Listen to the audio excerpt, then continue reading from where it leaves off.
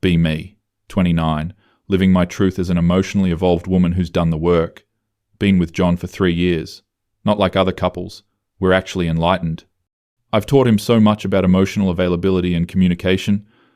Honestly, he should be grateful. Most men are just empty vessels of toxic masculinity. I'm basically his unpaid therapist, but also that's problematic because women shouldn't have to fix men. Whatever. The point is, I'm the emotionally intelligent one in this relationship.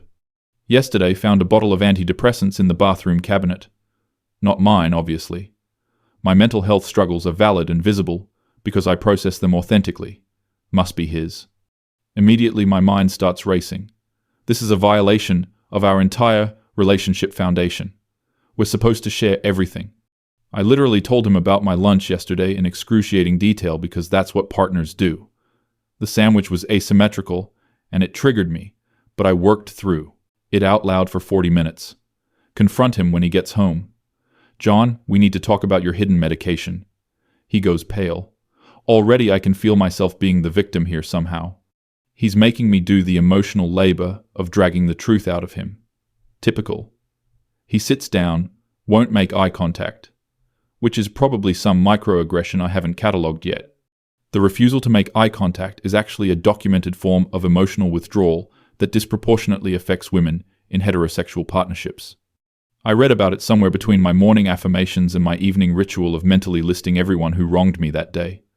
I've been on them for 4 years, he says quietly. 4 years. We've been together for 3, so he was on them before we met and never told me. This is literally a form of gaslighting. He gaslit me by omission. He let me believe I was dating a neurotypical person when actually I was dating someone with depression. Not that there's anything wrong with depression. I'm very supportive of mental health. I literally shared an infographic about it once. But this is different because it affects me. Why didn't you tell me? I ask, and I can already feel the tears forming. Not because I'm sad for him, obviously. Because I'm processing the trauma of being deceived. I didn't think you'd care, he says. Excuse me. I physically recoil. I wouldn't care? Me, the most empathetic person I know? Me, who literally cried during that commercial with the sad dog? Me, who performs empathy so visibly that everyone around me knows exactly how caring I am? That's incredibly hurtful, John, I say. My voice is shaking, which means I'm the one who's hurt here. I'm the victim of his assumption. You're saying I'm the kind of person who wouldn't care about your mental health. He's doing that thing where he looks trapped. Probably because he realizes how badly he's messed up. That's not what I meant, he starts. Then what did you mean? I interrupt. I'm very good at interrupting. It's actually reclaiming conversational space that men typically dominate. When I do it, it's justice. He's quiet for a long moment. The silence is aggressive. I'm being silenced by his silence. Whenever I've tried to talk about feeling down, you've kind of made it about you. I'm sorry, what? Made it about me? I'm trying to process this absolutely unhinged accusation. My brain is literally short-circuiting, trying to find a single example. There are none, because I'm incredibly supportive. I support people constantly. I supported my friend Rachel when she was sad about her breakup. I told her exactly what she did wrong and how she could have prevented it. I gave her a full analysis of her attachment patterns. She said she just wanted to vent, but I knew she needed solutions. That's what real support looks like. I have never made your feelings about me, I say. I'm standing now because sitting feels like I'm lowering myself. Name, one time, he looks so tired suddenly, which is manipulative, honestly. Looking tired is a way of making me feel guilty for having reasonable expectations. Last year when my dad was sick, he says.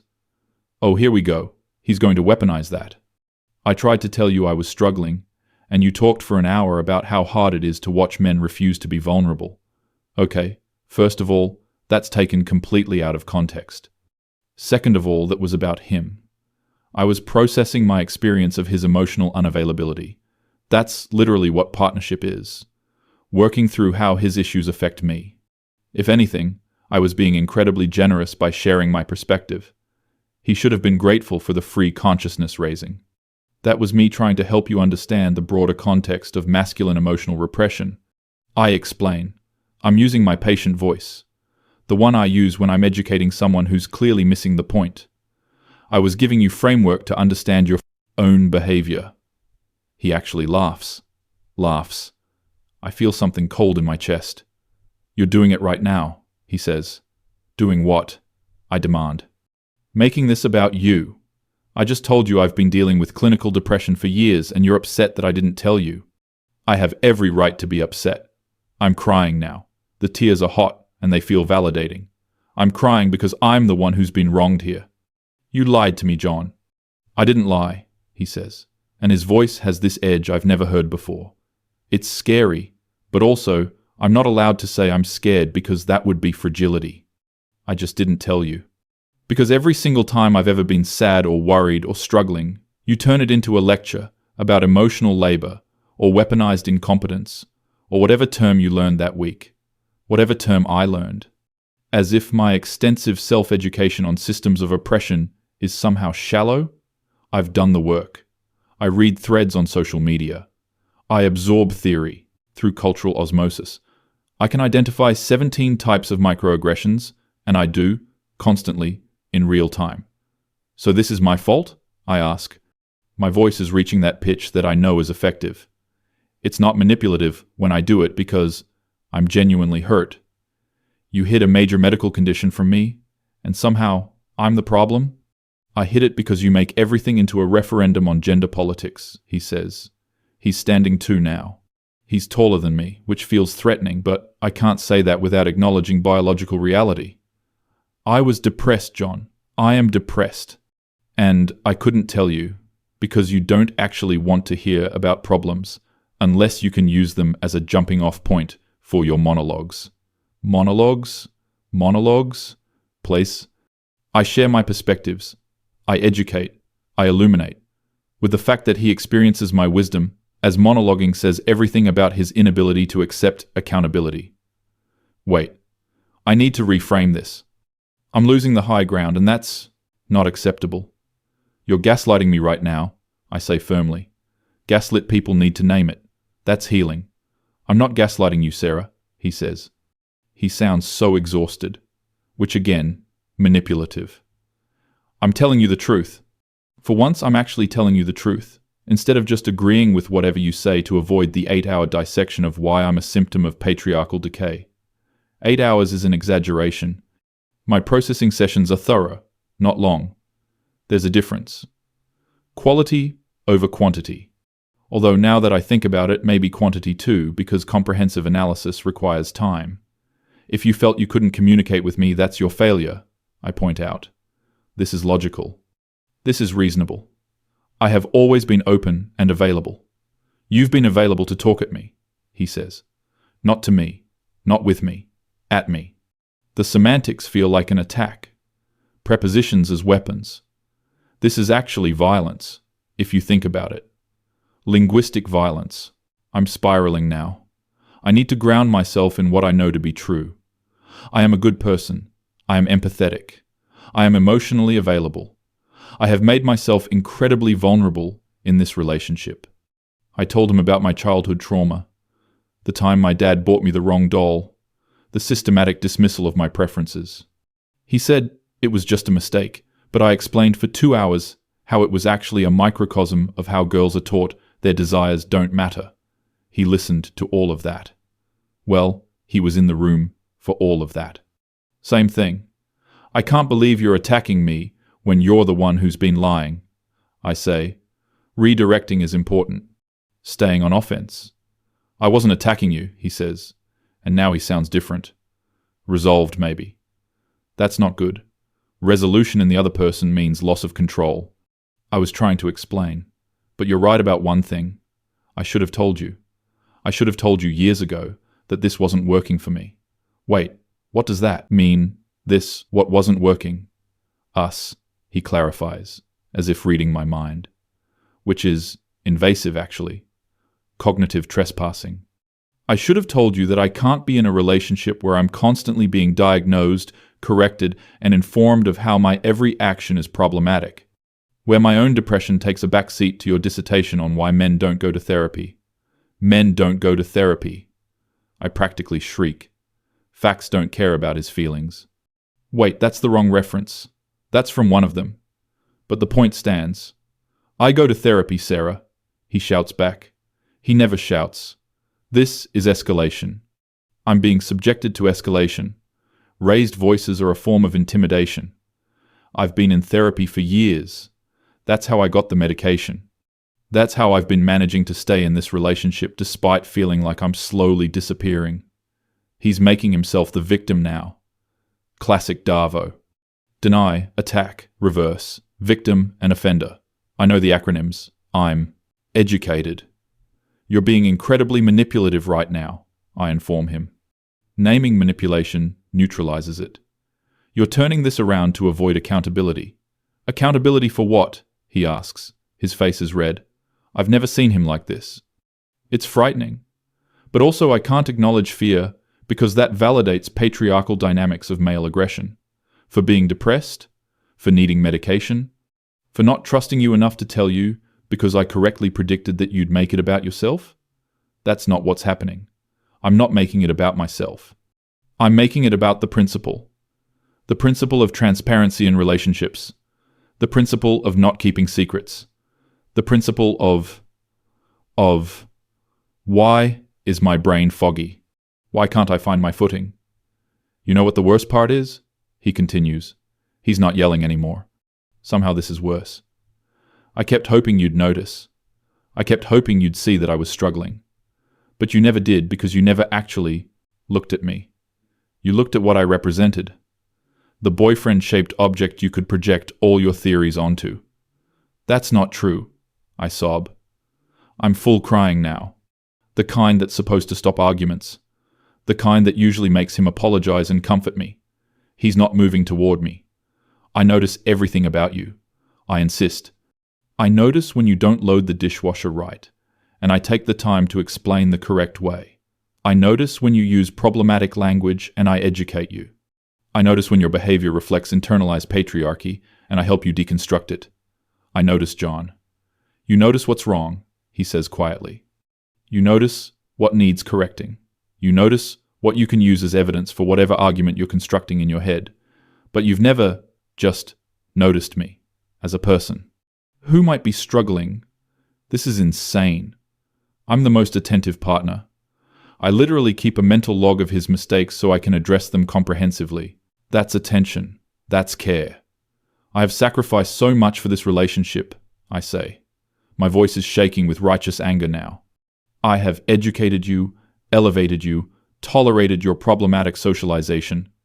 I have performed endless emotional labor. I have carried this relationship. You've never asked me to carry any of it, he says. That's not the point. The point is, I did. Unasked labor is worth more because it's voluntary. So, what are you saying? I demand. I need him to say it. I need him to be the bad guy. Are you leaving me? Because you hid your depression and I'm reasonably upset about it? Framing is everything. I'm framing this correctly. He's the one with the secret. He's the one breaking trust. I'm the victim. I'm saying I can't do this anymore, he says. Each word lands like a stone. I can't be your project. I can't be your thesis on masculine fragility. I can't be the example you use when you're explaining what's wrong with men. I can't watch you perform empathy while never actually feeling it. I do feel empathy, I scream. I feel it constantly. I feel it so much I have to talk about it so everyone knows. That's what empathy is. You feel satisfaction, he says. He's gathering his keys. When did he start moving toward the door? You feel satisfaction at being more evolved, more aware, more enlightened. You feel satisfaction at correcting and educating and exposing. But empathy? Actually caring about someone else's pain without filtering it through your own narrative. He shakes his head. I don't think you know how. He's leaving. He's actually leaving. This is happening. I need to stop this. I need to say the right thing. There's always a right thing. A perfect argument. A winning framework. You can't leave, I say. My voice sounds strange. Small. I'm the victim here. You're the one who lied. You can't leave when you're the one who's wrong. Sarah, he says, and he sounds sad. So sad. When did he become this sad? I've been wrong about a lot of things, but the worst thing I was wrong about was thinking that if I just tried hard enough, if I just managed my own pain quietly enough, if I just agreed with you enough times, you'd eventually see me as a person instead of a problem to solve. The door opens. Where are you going? I ask. I'm following him. This isn't over. Arguments don't end until I've made my point comprehensively. To my brothers, he says. I'll come back for my stuff later. We need to talk about this, I insist. We need to process this properly. I've been talking to you for 3 years, he says. He's at his car now. You've just never been listening. He drives away. I'm standing in the driveway. The neighbors might see. Mrs. Chen next door is definitely watching. She's probably judging me. She's always been passive-aggressive about my wind chimes. The wind chimes that I explained were from a sustainable collective. She said they were just loud. She would side with John. She has internalized misogyny. I go inside. The house is quiet. Too quiet. I need to process this. I need to understand what just happened. I'm the victim here. I am. He had depression and didn't tell me. That's the core issue. That's the fundamental betrayal. I open my laptop. I need to document this. I need to craft the narrative. My fingers hover over the keys. Usually the words flow. The righteous indignation. The perfect articulation of how I've been wronged. But something feels stuck. His face keeps flashing in my mind. Not from tonight. From other times. Last month, when he got quiet during dinner, I thought he was being moody. I told him his silence was a form of stonewalling. I explained the psychology of it for 45 minutes. He just nodded. I thought I'd gotten through to him. 6 months ago, when his mum was in the hospital. He seemed distant. I reminded him that men often use family crises to avoid emotional availability. I shared an article about it. He thanked me. I thought he appreciated the insight. A year ago, when he seemed tired all the time, I suggested he was probably just avoiding household responsibilities, weaponized incompetence through performed exhaustion. I'd read about it. He started sleeping in the guest room. He said his snoring was bothering me. I hadn't noticed snoring. I accepted the explanation. Why wouldn't I? Wait. No. No, I'm not doing this. I'm not making myself the villain in this story. He hid things from me. He made assumptions about me. He decided I wouldn't care without giving me a chance. That's on him. I start typing. Need to process something heavy. My partner of 3 years just revealed he's been on antidepressants the entire time and never told me because he didn't think I'd care. The audacity of men to... I stop. Read it back. Delete it. Try again. Trigger warning. Mental health. Betrayal. Just discovered my partner has been hiding his depression from me. Feeling so hurt that he didn't trust me enough to... Stop. This doesn't sound right either. Why doesn't it sound right? I'm the wronged party. The narrative should flow easily. His words keep echoing. You've never just noticed me. You perform empathy while never actually feeling it. I correctly predicted you'd make it about yourself. He's wrong. He has to be wrong. Because if he's not wrong, then no. I'm spiraling into self-doubt, and that's what the patriarchy wants. Women are socialized to doubt themselves, to take on blame that isn't theirs. This is internalized misogyny. I'm experiencing internalized misogyny right now. I need to resist it. I call my friend Jen. She'll understand. She's also evolved. Voicemail.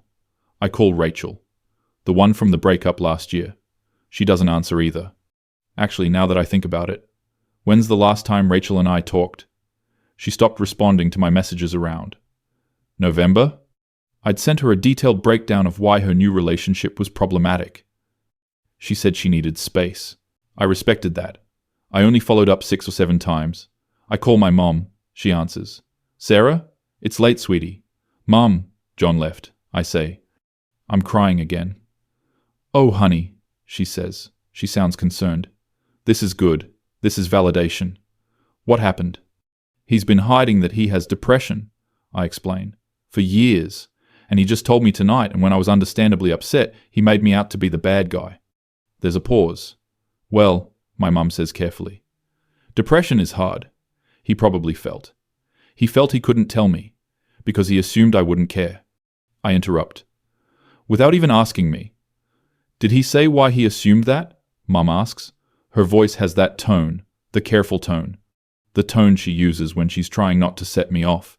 He said some really hurtful things about me, making everything about myself, I say, which is ridiculous because I'm the most empathetic person. You always tell me how empathetic I am. Another pause. Sarah, honey, Mum says slowly, you're my daughter, and I love you. But you've always been very focused on your own perspective. I'm sorry, what? Even when you were little, if your brother was upset, you'd explain to him why he was upset, instead of just listening. That's called emotional intelligence, Mum. I snap. That's called being evolved enough to identify patterns. Maybe, she says. She sounds tired. Everyone sounds tired tonight. It's like a conspiracy of exhaustion. Or maybe sometimes people just need you to care without the commentary. I have to go, I say. I hang up. My own mother. Siding with John. Siding with the man. This is textbook. This is what women do. We're socialized to defend men, to give them endless grace, to blame other women. I'm alone with my laptop. The cursor is blinking, mocking me. I try to remember when I last felt. What did John call it? Actually caring about someone's pain without filtering it through my own narrative. That's a ridiculous standard. All care is filtered through perspective. That's epistemology. That's basic philosophy. But there's something needling at me. A memory. My friend Katie. 2 years ago, she called me crying. Her dog had died. I remember feeling annoyed. I was busy, but I answered because that's what good friends do. She was sobbing. Incomprehensible. And I remember thinking, this is performative. Grief doesn't look like this. She's centering herself in the dog's death. I told her about the circle of grief, how she needed to make sure she was supporting the people closer to the tragedy. She said she was the person closest to the tragedy. It was her dog. I explained that I meant the dog itself, that anthropocentrism in mourning is problematic. She got quiet. We haven't really talked since. I told myself she couldn't handle being called out, that she was fragile. But now, I'm wondering. No, I'm not wondering. I was right. I'm always right. My analysis is always correct. Except John left. And Rachel stopped, talking to me. And Katie drifted away. And Jen didn't answer. And my mum sounded disappointed. And I'm alone. No, I'm alone because I'm evolved. Because I see through the bullshit. Because I refuse to perform palatability. Because I make people uncomfortable with my truth. That's what happens to women who speak up. We're isolated. We're punished. We're abandoned. John's medication bottle is still on the counter. He forgot it. Or left it. I pick it up, read the label. Prescribed 4 years ago. Refilled monthly. Consistently. He's been taking these every single day. For 4 years. Managing something. Handling something. While I helped him. While I guided him. While I educated him on his own patterns. Patterns I identified.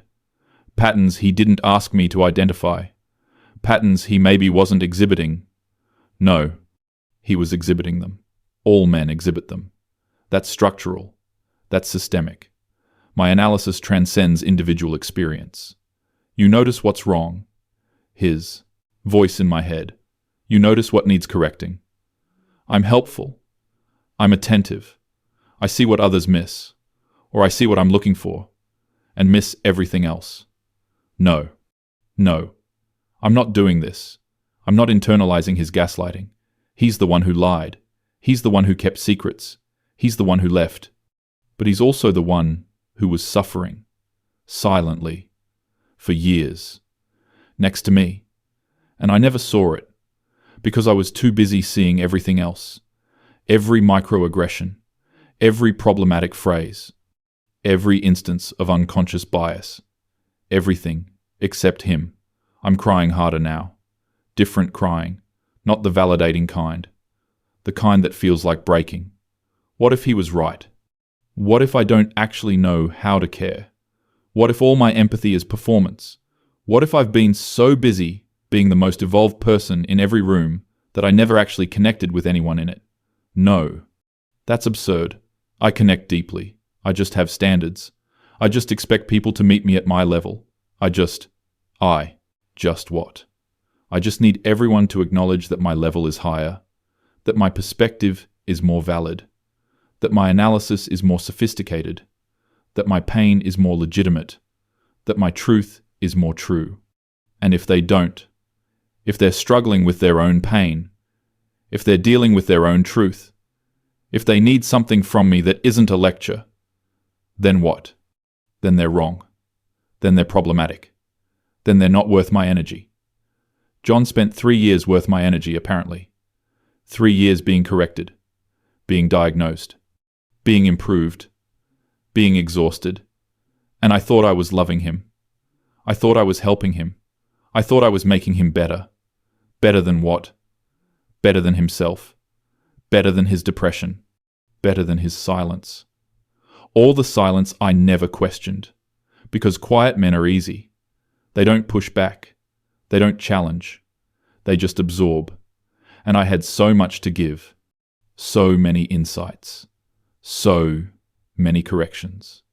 So much wisdom. Wisdom he never asked for. Wisdom that never included, "Are you okay?" Wisdom that never made space for, "I'm struggling." Wisdom that was really just me, talking, at him, about me. Oh God, he was right. No, he wasn't. He can't be. Because if he's right, then I'm what? Then I'm wrong. Then I'm the problem. Then I'm the reason. Then 3 years were built on my inability to see past my own reflection. I'm looking at my reflection now, in the dark laptop screen. I look destroyed. I look small. I look wrong. And I hate it. I hate this feeling of being. What's the word? Humbled. No. Humiliated. Exposed. Revealed as what he said. Vapid. Performative. Self-absorbed. No. I am none of those things. I am educated. I am aware. I am fighting systems. I am doing the work. The work of what exactly?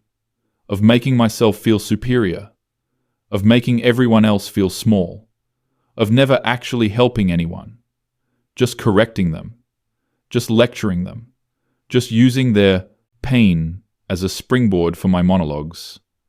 Monologues, he called them.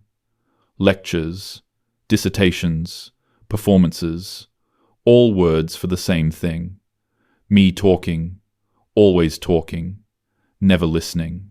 Never just caring. I don't know how. He's right. I don't know how to care without making it about me.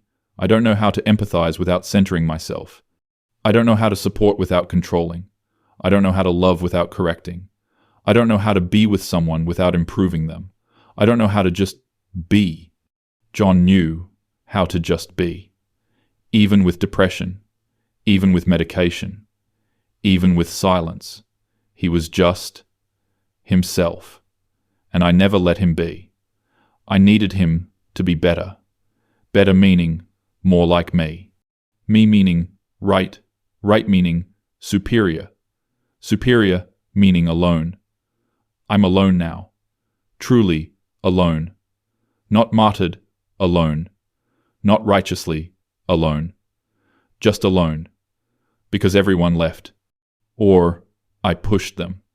Or I talked over them until they faded. Or I corrected them until they broke. Or I loved them the only way I know how. Which isn't love at all. It's something else. Something that looks like love from the outside. Something that feels like love when I'm performing it. But isn't. Isn't warm. isn't safe, isn't generous, isn't kind. It's cold. It's exhausting. It's selfish. It's cruel in its certainty. Cruel in its righteousness. Cruel in its complete inability to make room for anyone else's reality. I want to call him. I want to apologize. I want to say I understand now, but I don't understand. I just see. For the first time I see. And seeing isn't the same as changing. And wanting to change isn't the same as being able to. And maybe that's the most horrifying thing. Not that he was right, but that even knowing he was right, in even seeing what I am, I don't know how to be different. I only know how to be this. This person who turns self-awareness into another performance. This person who would take this moment of clarity and weaponize it. This person who would post about her breakthrough, her growth, her evolution. Even now I'm thinking about how I'll frame this, how I'll tell this story, how I'll center myself in the narrative of my own awfulness, how I'll make even my humiliation about me. He said, I'd make it about myself. He said, I always do. And he was right. And knowing he was right doesn't fix it, doesn't change it, doesn't make me capable of anything else. I'm sitting in the dark, in an empty house, with a bottle of someone else's medication, someone else's pain, someone else's secret, that I made about me, like I make everything about me. And the worst part, the absolute worst part, is that even this realization, even this moment of seeing myself clearly, feels like a performance, feels like something I'm doing for an audience, feels like another way to be the center of attention, even if the attention is negative, even if the attention is deserved. I am exactly what he said I was, and I don't know how to be anything else. And everyone who could have helped me learn, I've driven away, with my certainty, with my lectures, with my inability to let anyone else be human, while I performed humanity. John is gone, and he's not coming back, and I'm alone, and I deserve it. And even knowing I deserve it, I'm already thinking about how to frame myself as the victim, already planning the narrative, already writing the post in my head, and I can't stop. I can't stop making it about me. I can't stop centering myself. I can't stop performing, even for an audience of none, even in the dark, even destroyed. Because being destroyed is just another role, another performance, another way to be the most interesting person in the room, even when the room is empty. Even when everyone left, even when I'm finally, completely, utterly alone, with nothing but my own reflection and the certainty that I'm right about everything, except the only thing that mattered, which was him, and he's gone.